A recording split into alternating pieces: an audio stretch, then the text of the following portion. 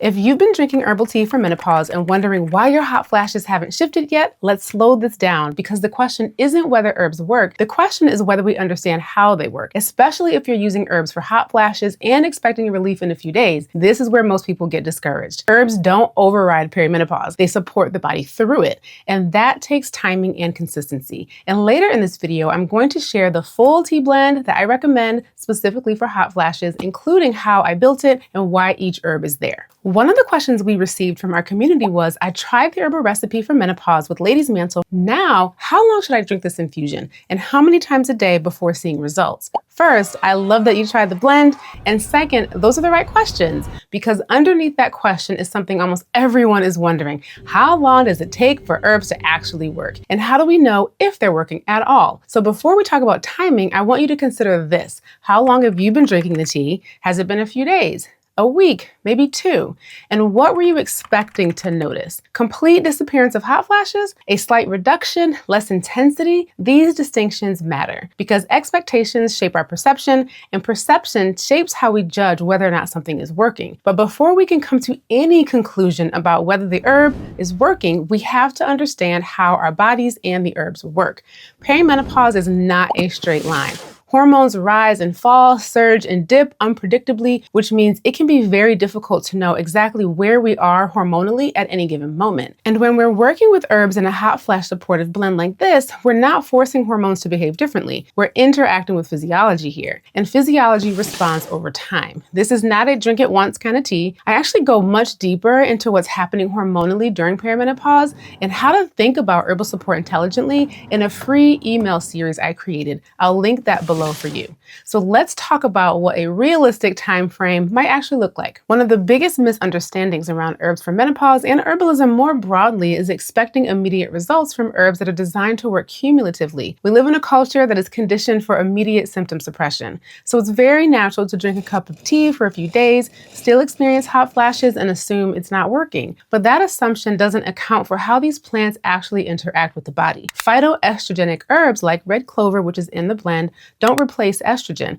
They interact gently with estrogen receptors. That interaction is subtle, it's modulatory, and it builds over time. Cooling herbs like spearmint don't eliminate heat instantly. They help regulate patterns of excess heat with consistent use. And then tissue tonics like red raspberry leaf improve tone gradually, not overnight. So when someone asks, how long before I see results? What I'm really listening for is, are we evaluating in a single moment? Are we observing a pattern? Because in perimenopause, patterns are what matter. Hormones fluctuate daily, sometimes hourly. So if you drink your tea on Monday and still have a hot flash on Tuesday, that doesn't mean the herbs aren't working. It means the body is still calibrating. When I evaluate herbs for hot flashes, I'm not asking, did it stop today's episodes? I'm asking, is the overall intensity shifting over time? That's a very different lens. And that's the lens we need to work with in this season.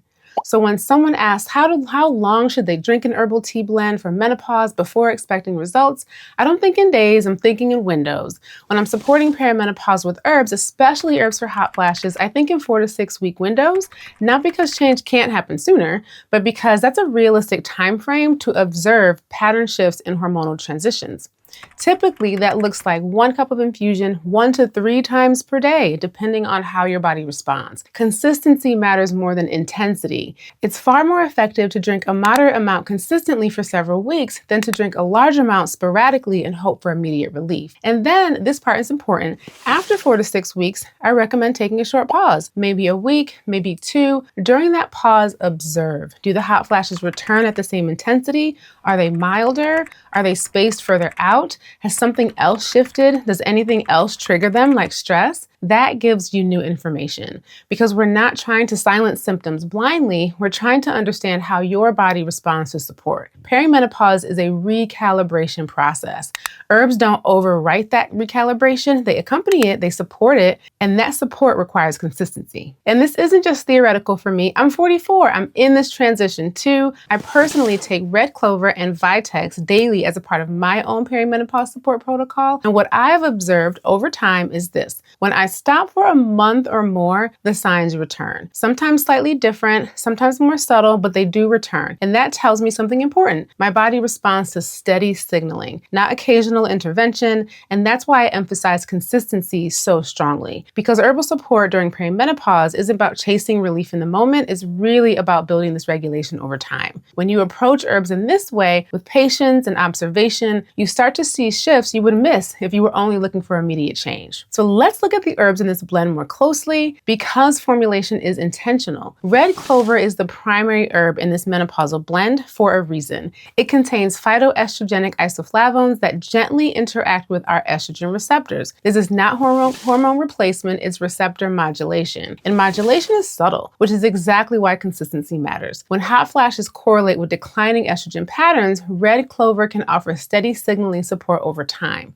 Red raspberry leaf serves a different role. It's a uterine trophorestorative. It supports tone and integrity of the reproductive tissues. It's not primarily targeting hot flashes directly, but it strengthens the overall terrain. This is important because while our hormones are fluctuating unpredictably while declining, during this season, there may be lighter, more spaced out periods or very heavy and prolonged ones. Red raspberry leaf helps tone the uterus while hormonal influence seems unstable. And ladies' mantle is astringent, supporting red raspberry's role. It becomes particularly relevant when there are patterns of excessive or irregular bleeding or when we suspect low progesterone states. And it's not always necessary in every blend. It's included when the presentation calls for it. Spearmint brings cooling energetics. When someone presents with excess heat, intense hot flashes, irritability, night heat, spearmint helps to regulate that heat pattern over time. Spearmint also helps to lower other hormones called androgens. So you see, each herb addresses a different layer of the physiology, and this is why simply asking like how long before it works can really miss the deeper question, which is which pattern are we supporting? And we see here that with this blend, we're actually supporting several patterns that can occur during the perimenopausal transition. And that brings us to the full hot flash blend. When I'm building a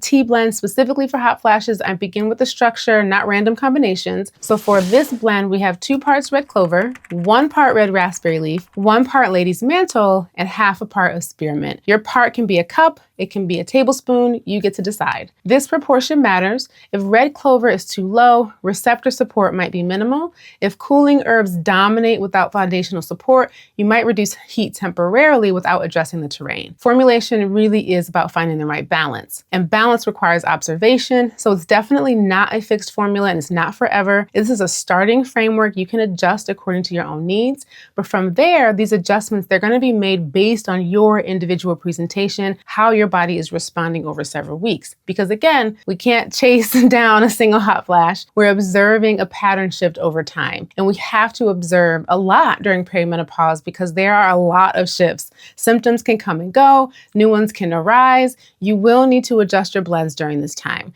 This is my second perimenopause blend. I started with just Vitex for the progesterone signaling support and then added red clover about 6 months later. So as you're going through the change, be prepared to change. Also, before we go any further, I want to say something important. If you are currently on hormone replacement therapy, always work with your prescribing practitioner before adding phytoestrogenic herbs like red clover.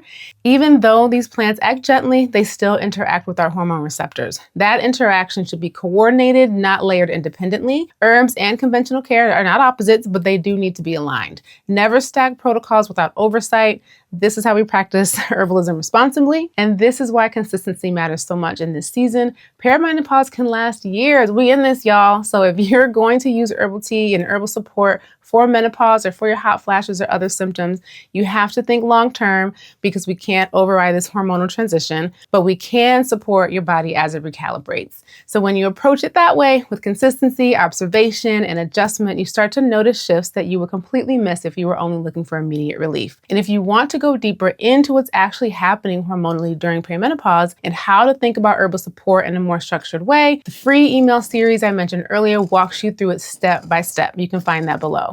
And I'd love to know, how long have you been working with these herbs so far? Because the timeline tells us a lot.